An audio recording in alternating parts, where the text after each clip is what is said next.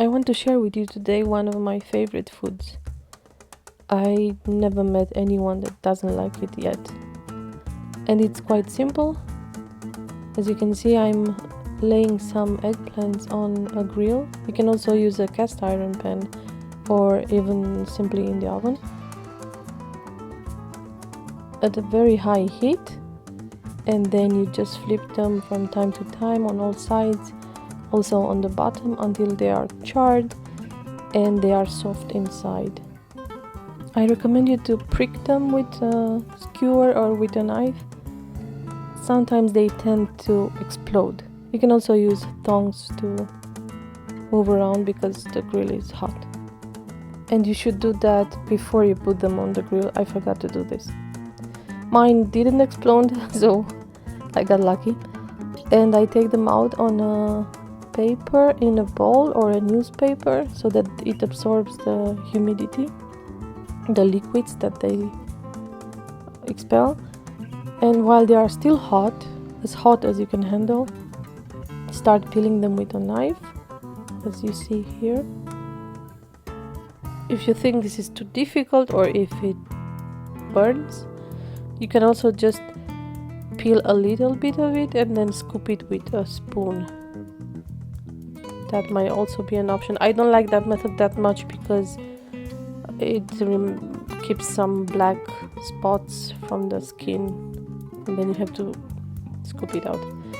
Then you also have to cut the end, which is usually harder, and drain them very well. Now these are really drained and cooled, and I will take 2 of them and start chopping them. There are different methods for chopping. I have these special tools. One is plastic, one is wood. I will use the plastic one, but if you don't have some things like this, which is probably wooden, you can use the back of the knife and chop it as you see here. But please use the back of the knife, not the front. You just need to mash them. So you would mash them until they are homogeneous, as you can see. Transfer them to a bowl, and if they are still warm, let them cool completely. And you will do the same thing with the other ones, as you can see here.